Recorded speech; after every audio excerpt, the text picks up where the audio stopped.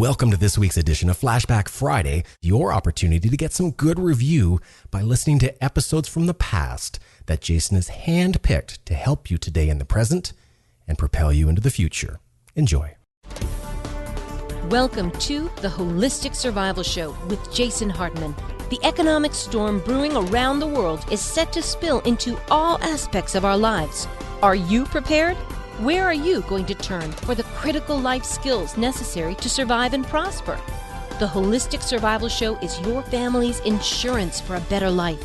Jason will teach you to think independently, to understand threats, and how to create the ultimate action plan. Sudden change or worst case scenario, you'll be ready. Welcome to Holistic Survival, your key resource for protecting the people, places, and profits you care about in uncertain times. Ladies and gentlemen, your host, Jason Hartman. Welcome to the Holistic Survival Show. This is your host, Jason Hartman, where we talk about protecting the people, places, and profits you care about in these uncertain times. We have a great interview for you today, and we will be back with that in less than 60 seconds on the Holistic Survival Show. And by the way, be sure to visit our website at holisticsurvival.com. You can subscribe to our blog, which is totally free, has loads of great information, and there's just a lot of good content for you on the site. So make sure you take advantage of that at holisticsurvival.com. We'll be right back. You know, Penny, sometimes I think of Jason Hartman as a walking encyclopedia on the subject of creating wealth. Well, you're probably not far off from the truth, Britch. Jason actually has a 6-book set on creating wealth that comes with over 100 hours of the most comprehensive ideas on investing in business. They're in high-quality digital download audio format, ready for your car, iPod, or wherever you want to learn. Yes, and by the way, he's recently added another book to the series that shows you investing the way it should be. This is a world where anything less than a 26% annual return is disappointing. Jason actually shows us how we can be excited about these scary times and exploit the incredible opportunities this present economy has afforded us. We can pick local markets that are untouched by the economic downturn, exploit packaged commodities investing, and achieve exceptional returns safely and securely. I like how he teaches us how to protect the equity in your home before it disappears and how to outsource your debt obligations to the government. He's recorded interviews with Harry Dent, Peter Schiff, Robert Kiyosaki, Pat Buchanan, Catherine Austin Fitz, Dr. Dennis Waitley, T. Harv Eker, and so many others who are experts on the economy, on real estate, and on creating wealth. And the entire set of advanced strategies for wealth creation is being offered with a savings of $385. Now, to get your Creating Wealth Encyclopedia series, complete with over 100 hours of audio and 6 books, go to jasonhartman.com/store. If you want to be able to sit back and collect checks every month, just like a banker, Jason's Creating Wealth Encyclopedia series is for you.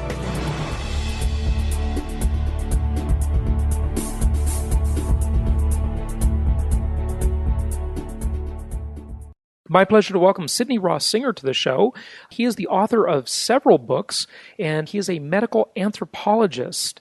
And we're going to talk about various lifestyle changes that any of us can make and things that are making us sick out there that we may not realize. And I know some of these things in this interview today will surprise you. He'll give out his website. It's killerculture.com, but he'll give that out again later in the show. And Sidney, welcome. How are you? I'm fine, Jason. Thank you for having me. Thanks for joining us. Where are you located? I'm on the big island of Hawaii on the east side, having a beautiful, sunny trade wind day today. What a beautiful place. Well, tell us a little bit about your background and what it is you do. Well, what I do is I'm sort of an out-of-the-box kind of person. I have background in medicine, anthropology, and biochemistry. I was in graduate PhD programs and all of that. But I integrated all of them to be what I call an applied medical anthropologist. And what I do is I look at ourselves, at our culture, and I find out what it does that's making us sick. Because, you know, most of the causes of death in the first world and disease is our lifestyle. I mean, that's recognized by everyone.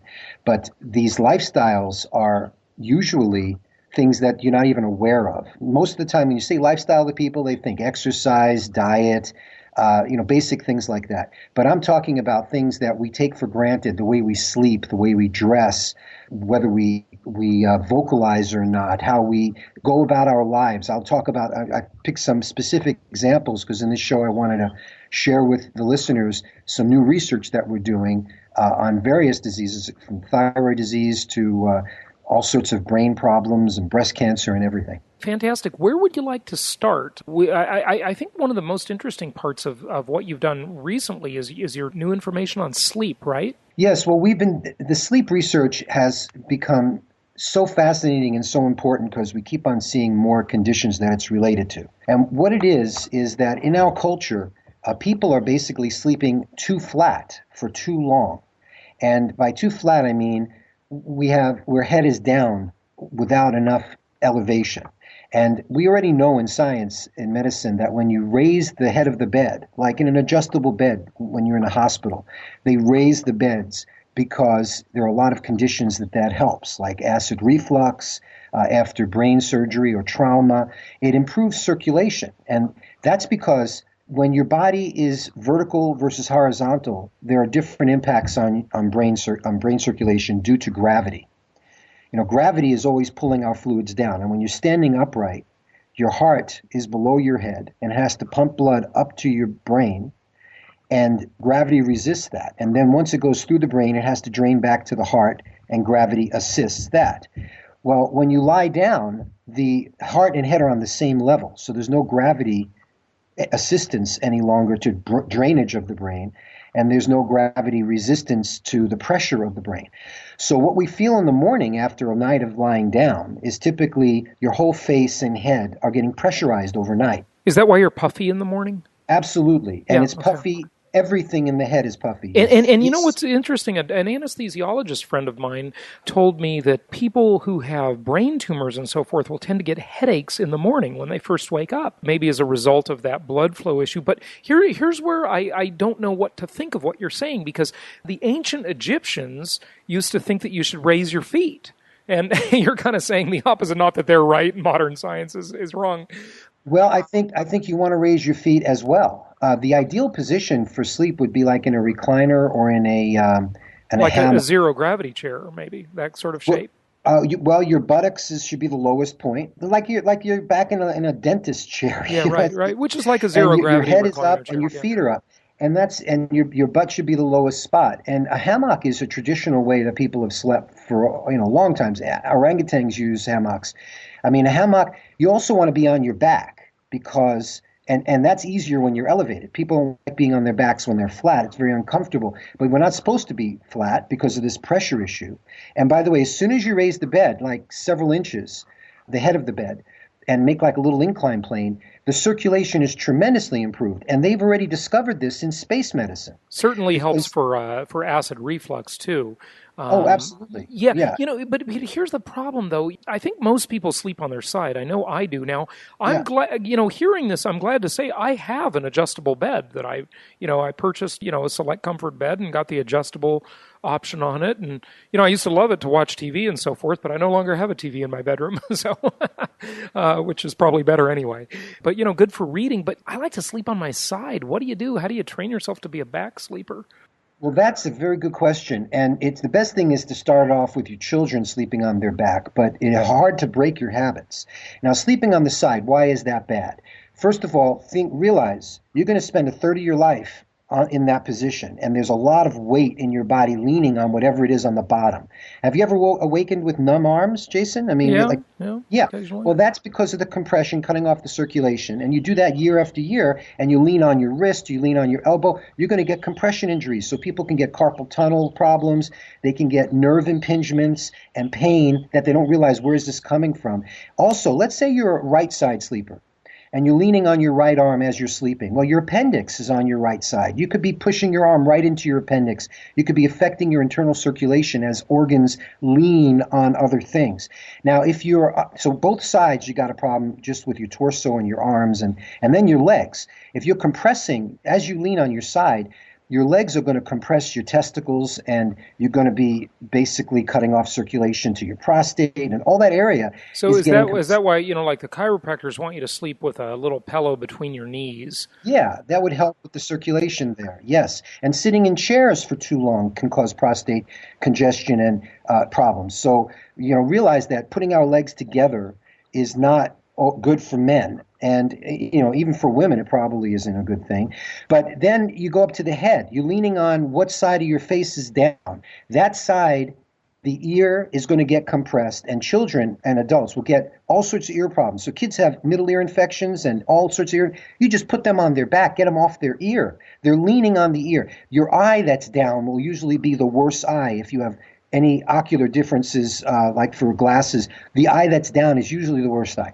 Your nose will start to bend away from the downside because you're pressing on it, on the pillow. Belly sleeping is the worst because your neck is that's just terrible. Yes, and as soon as you turn your head to the side, pressure in your brain goes up. I mean, they've taken studies on this.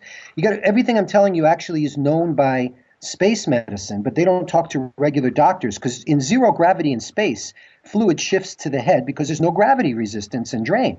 So astronauts get all sorts of problems. They get ear problems. They get migraines. And migraines is very important. We did a study on migraines, was the original head elevation study we did. And what we figured is the migraine is actually a defense mechanism. Because what happens with a migraine, and it's in the morning, so stuff that's in the morning is from something you did overnight. So it's a good hint that it's a nighttime sleep problem. So, and you wake up with this headache that's throbbing and blood is pulsing through your head, your arteries open up. What it is a brain flush.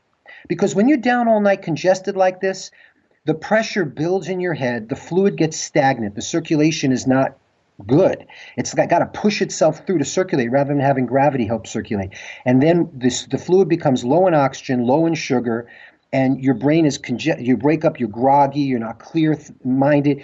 And the only way for your brain, there are centers in the brain that can really starve from this and dysfunction, including things like in your pituitary. I mean, think about what's going on in your brain.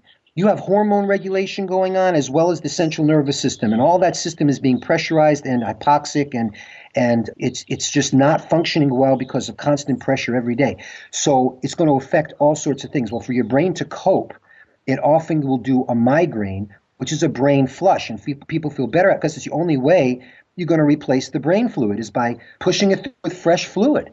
So migraines have been shown, in fact, to be protective against degenerative brain diseases because it is like a defense mechanism. We had people raise their beds, their migraines went away after decades of migraines. These were chronic migraineurs. Nothing would help these people. They raised their bed, and within a couple of days, even the next morning, they feel better.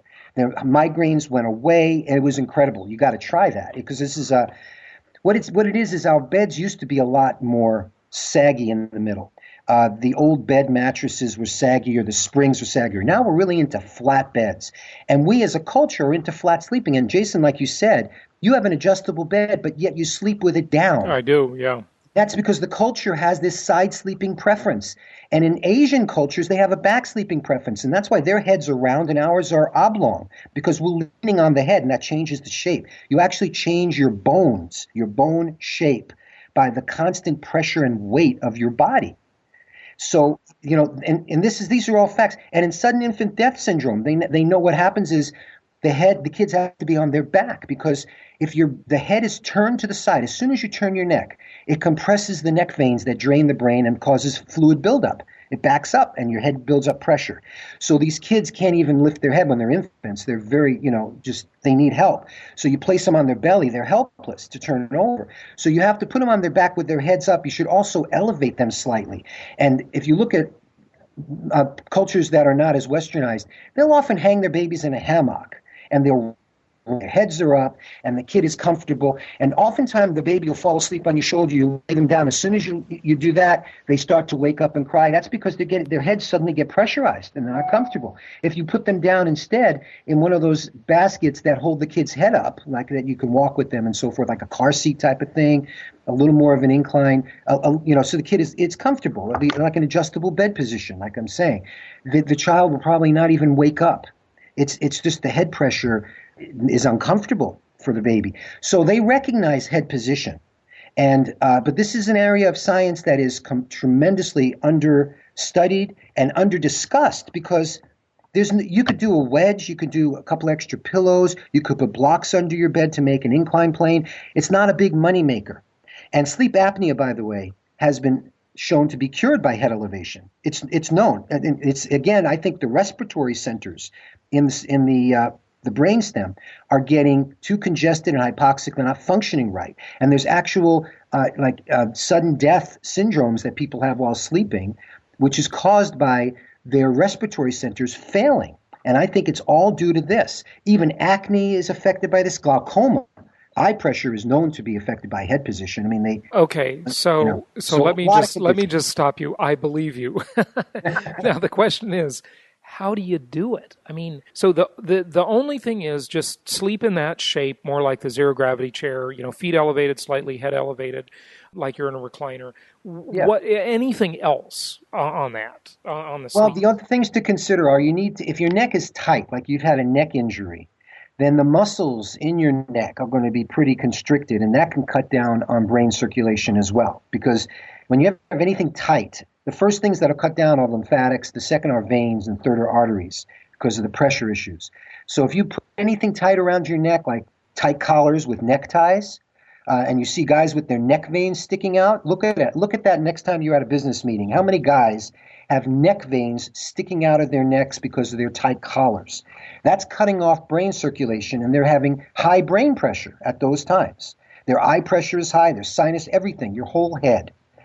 So these are some other tips. So you want to get good neck massages, neck adjustments. If you have chronic neck injury, you may have constant problems in your life associated with brain congestion. So elevation of the bed is something everyone should do. But on the other hand, if you have low blood pressure and you need more brain pressure, at the end of the day, gravity does drain your whole body and your ankles start to swell. It's really just a simple gravity pulling fluid down. So if at the end of the day you have a headache, that's usually a low pressure headache that when you go lie down feels better. That's how you confirm it's a low pressure. In that case, you probably don't want to have your bed elevated more than like 10, 15 degrees. The optimal is 30 degrees as scientists have found out at NASA. That's optimal for both heart rate. The heart beats better when when your torso is at a 30-degree incline than when you're flat. And your brain circulates better. All right. So any tips on how to do it? And then let's move on because there's so much I want to cover with you. Oh, yeah. Well, you just try it and keep aware. If you wake up in the middle of the night in the wrong position, go back on your back. And if you're conscious of it and really just are committed to it, you'll find that it'll just change your life in a very short period of time. So besides sleeping, what else can people do? Well, the other issues, of course, are tight clothing, and we're known internationally for our work with breast cancer and the link between breast cancer and constrictive brasiers. And what's happening is tight clothing of any form, it causes compression injuries on your body, and the first thing it does is compress your lymphatic system, which is the circulatory pathway of your immune system, and drains the lymph fluid out of your tissues. And so whenever you wear anything tight, it's impairing these tiny lymphatic vessels that drain these tissues and leads to lymph nodes, which filter the fluid, and white blood cells are produced there, and it's your immune system. But with the bra, the breasts, which have to drain most of their fluid to the armpit lymph nodes, are restricted, and the compression causes this fluid backup. The lymph fluid can't properly drain.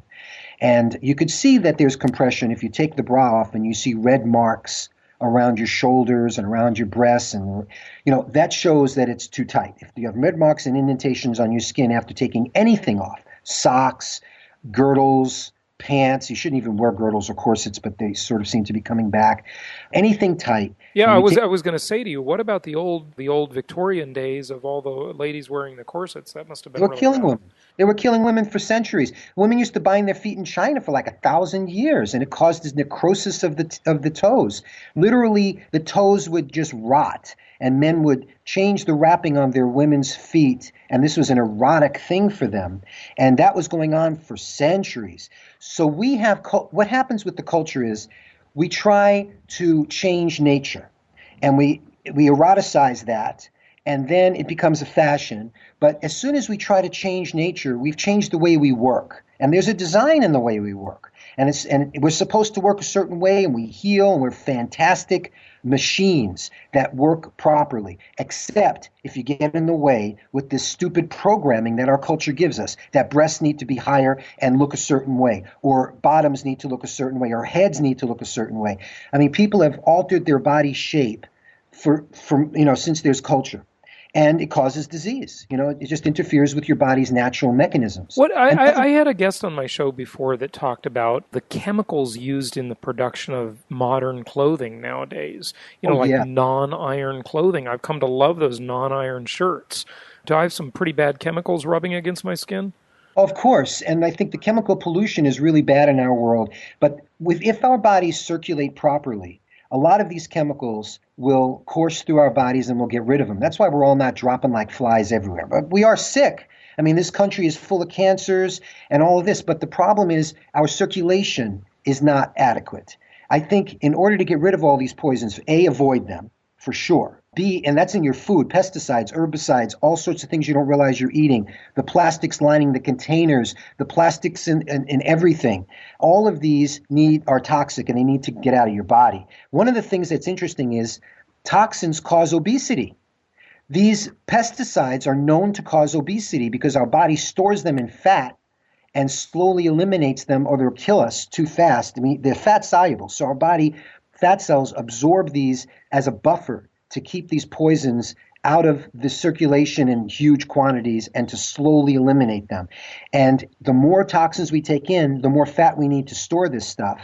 And that's one of the contributors to our obesity epidemic. And this is a fact. Just Google pesticides and obesity. A big question on all this stuff is really how do we flush these things out? Because I think if you're going to live anywhere close to the modern world, and even in nature there are toxins too, but let's just take the modern world.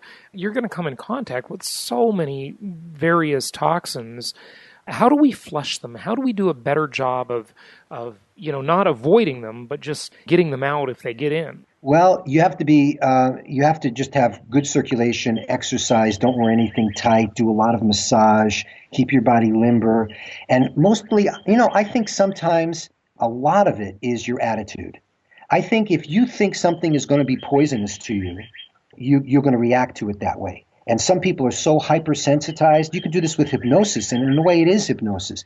When people are so conditioned to feeling a certain way about chemicals that they could be hypersensitive and then react to it. And then the same person, if their minds would change to not be hypersensitive to that, they won't react. Like I know under hypnosis, I was told by a hypnotist, he hypnotized his wife to eat an onion that he said was an apple.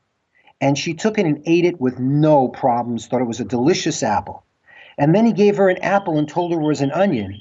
And she was tearing, and it was incredible.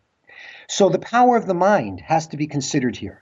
So becoming completely compulsive about all of this stuff, that's the problem. Everyone hears this show and they want to go out and change their whole life and be totally compulsive. And, I have an ex-girlfriend, I tease her, I say, you have orthorexia. And maybe you probably know what orthorexia is, but maybe our listeners don't know. It's someone who's obsessed with eating organic foods and just their diet. They become crazy with it. Well, it's a religion after a while. Yeah, right. And I think there's a lot of people who prey on that, and I think prey on it in terms of products, and they're preying on fear like everybody else. And I think in these very difficult times where people don't know who to trust, and they're very skeptical and very afraid of everything, they have to calm down. And I think you want to avoid these things. I live in Hawaii to get away from it, okay? And I give people an opportunity at our self-study retreat center here to get away from it and try lifestyle changes because it's sometimes hard in the context of the real mainland world. But what you need to try are what we call self-studies, which are lifestyle changes on yourself that you then see. These are risk-free and cost-free. You just let me wear looser clothes and see how I feel. Let me get rid of my bra for a month and see how I feel. Let me raise my bed.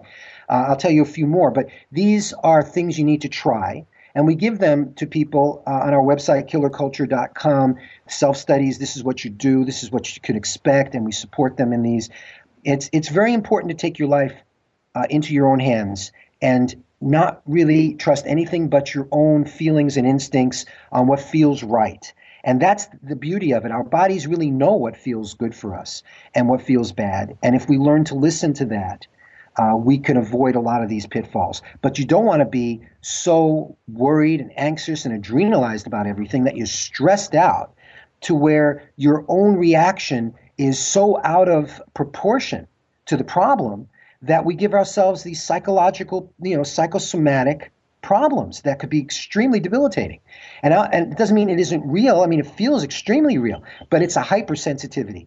And if it's hypersensitive, you know it's your brain that's dealing with it. It's psychological because there's no functional benefit to our bodies overreacting to things. We're supposed to react in a way that's survival focused, that helps us survive.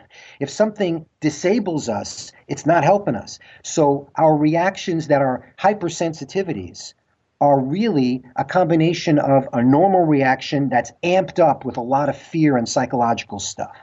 And I think people need to calm that fear down so they can really listen to their bodies accurately and not be so sensitive. But some people are probably going to say, well, you don't really understand how sensitive I am. But I really do. And I've been through that myself with hypersensitivities. And I saw on myself how it was connected to my stress level. When my stress level goes down, my hypersensitivities go down.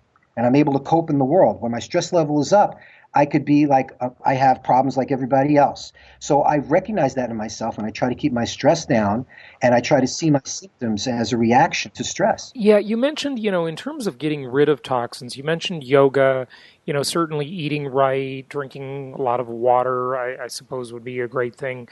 It depends on what kind of water. You don't want to drink deionized water. That's a real problem. A lot of people are drinking demineralized water, which can really mess up your electrolyte balance, and it could deplete you of minerals. And this idea that you have to drink like 8 glasses of purified water every day, I don't believe in any regimens like that. I think it's good to keep hydrated and know the signs of dehydration, but you want to hydrate with things that have electrolytes in it, juices and mineral water and more natural sources of liquid, not deionized, demineralized through a filter that's very modern and not natural type water. Well, so let's talk about that for a minute. What about the various bottled waters, Smart Water, Aquafina, Dasani, all the Arrowhead, all those brands of water out there that people grab a bottle and go on their way? Is there a preference there?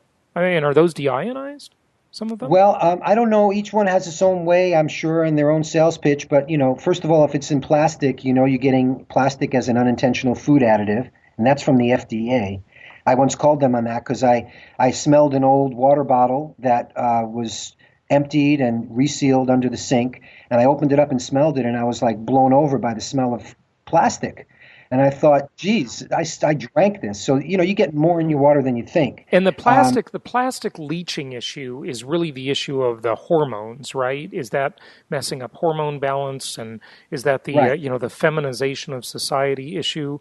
I heard about that on the news a few years ago. Yeah, they're called xenoestrogens, and that means they mimic estrogens and they're environmental chemicals, and a lot of them seem to do that. But that might just be one mechanism of their action. They're just not good for us. I mean, that's why cancer is so prevalent. We live in a petrochemically polluted world like crazy, and that's like the standard anymore. People are so used to all of these health problems that becomes normal. Well, it's a big industry, Cancer is big business, unfortunately. It is, and I've run into that with my Dress to Kill work, and just getting them to even pay attention to these issues when it's not giving any new treatments or surgery. And I mean, this is another thing. I want to mention some other issues for your listeners because there's so many that we've discovered that are related to simple lifestyle. Take thyroid disease. Low thyroid is a major problem. And high thyroid, we think they're both related to vocalization. Now, this will show you how limited medicine can be sometimes in the way they think. But the human body has a real functional significance to the way things are made. And the thyroid gland, which controls your metabolism and releases thyroxine, which is a hormone, that gland is right beneath your Adam's apple in your throat, right? Which is the prominence, the cartilage prominence in your throat is your Adam's apple. Right beneath that, on both sides of it, like a butterfly, is your thyroid gland. Now, if you talk and feel yourself right over there, it vibrates. You are vibrating your thyroid when you speak. Now, the thyroid has the thyroxine stored inside of it in a gel-type substance. It's stored like a jelly. And massage therapists know that if you massage the thyroid, you make it release thyroxine, so it can be mechanically stimulated to release hormone.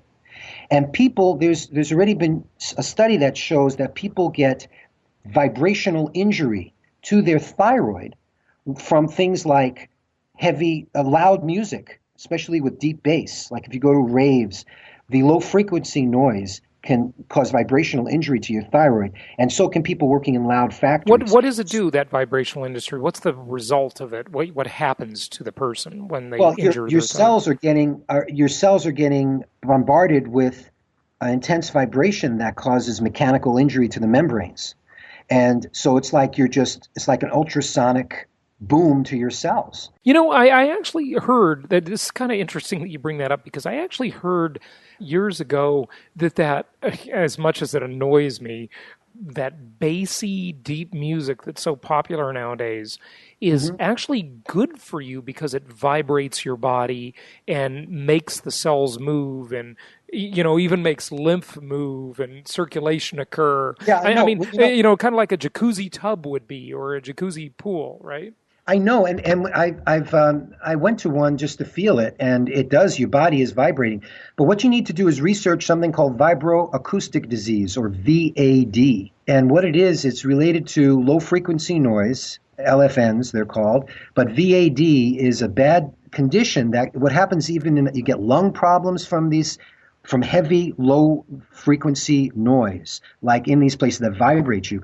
The cilia, which are the cells on some of the hairs on some of your cells, actually cleave. I mean, it breaks them off. So they can't, like in your windpipe, we have these little hairs that brush the mucus up towards your throat. These things get cleaved by this type of sound. All your membranes, you get inflamed. You get headaches and generalized inflammation, and you can get joint pain. It's not a good thing. But that's an example of how your thyroid is one of the first organs that will be affected by vibration, because it's like a gel inside. So medicine doesn't even consider the issue of how the voice affects the thyroid. They think about how the thyroid affects the voice. Especially for singers and things, if they get a goiter, a swelling in their thyroid for iodine deficiency or a tumor, that can impinge on the nerves leading to the vocal cords and all of that. So you can actually get voice problems with a thyroid problem. But the opposite, which is getting a thyroid problem from either underutilizing your voice, which means you don't stimulate it enough, and you get hypo, and a lot of women who get hypothyroidism are living alone. They're on the computer. We're chatting more, internet chatting, not vocal chatting. We don't sing anymore together and in groups. We're more recipients of entertainment. So we become quieter, and I think those people are going to start suffering from hypothyroidism. And then there are people who yell and will have episodes of stress in their lives and will really blow their thyroids by yelling too much, and that over vibrates and will cause a transient hyperthyroidism, too much thyroid in your system. And if you're like yelling a lot, an example, I had a neighbor who moved into the neighborhood, and he was yelling at cars driving by on this rural road too fast. He didn't want them to go so fast. So he was just yelling at him for months. And then he developed hyperthyroidism and didn't know about my work in this, so he went to the doctor. And of course, what doctors will do is they'll give you radioactive iodine to see if your thyroid takes it up, to what degree, and that indicates thyroid activity, but that kills the thyroid, and they'll give you more of that to burn out the thyroid, which he had done, and now he's taking thyroid pills the rest of his life. So medicine often tries to have medical answers. Medicine and surgery are the goals of medical care. And just as if you went to a chiropractor, adjustments are the goals of chiropractic care. I mean, that's the methods of these things. So the method of what I do is look at, what are you doing? Are you singing? Are you speaking enough? Are you vocalizing enough to keep your thyroid properly stimulated? And if not, those are the kind of self-studies I would suggest. Sing for 30 minutes 3 times a day, or hum or chant. All of that will be good for aerating and for lymphatic pumping and for stimulating your thyroid. But so those are that's an idea about the thyroid that people can really try on themselves. It'll take probably a few weeks to see the difference, because thyroid Thyroxine takes a little while to kick in once your cells are stimulated by it. So you won't see like next day results, but you might see it by next week, following week, more energy by singing more. And if you've done too much yelling, be quiet for a while. Give your voice and your thyroid a rest. And with time, they heal. Our bodies do heal once we stop. But overall, the singing and talking is actually good for your thyroid? Was that what you were saying? Normal amounts of it are. Okay. So really quiet people may actually be damaging their thyroid. Yeah, and in fact, I got a nun that just emailed me that said that she hasn't spoken for a very long time, and she has thyroid issues, and was very intrigued with this issue. I'm hoping to do a study with nuns. That'll be kind of interesting on this, to find groups of people that either under or overutilize their voice. Now, deaf mutes, people who are born with deaf mutism, they can't speak or hear, they under vocalize, obviously, and they are known to develop thyroid problems by adolescence. They're on thyroid medication because they just don't get developed thyroids very well. So I think the stimulation of with occasional talking and chanting and singing, think about how cultures would normally do that together. They sing together. They make noise. That's an important part of our health. It's actually just vocalizing. So yeah, it is interesting. All these subtle ways in which our culture changes us. Good stuff. Well, this is good to know. Sydney, give out your website if you would and tell people where they can learn more. Yes, killerculture.com, and sign up for our Sick Times newsletter. Right now, we just sent one out. It's about sleep position, giving people some tips on how to best change their sleep behaviors and how to make it work. And I encourage people to just join our community of, it's about self-awareness. Be aware of how you feel, listen to your body, and try to, if anything goes wrong, the first thing you should ask is, what am I doing to myself that I could stop doing so my body can heal? Because that's usually the problem. It's something that's getting in the way of normal health, and it's the culture that makes us do it. So very good points. Killerculture.com. Excellent. Sydney Ross Singer, thank you so much for joining us today and sharing some of these tips with us. I am going to immediately try and change how I sleep beginning this evening. We'll see if excellent. It works. Yeah. I hope you let me know, Jason. Thank you. All right. Thank you.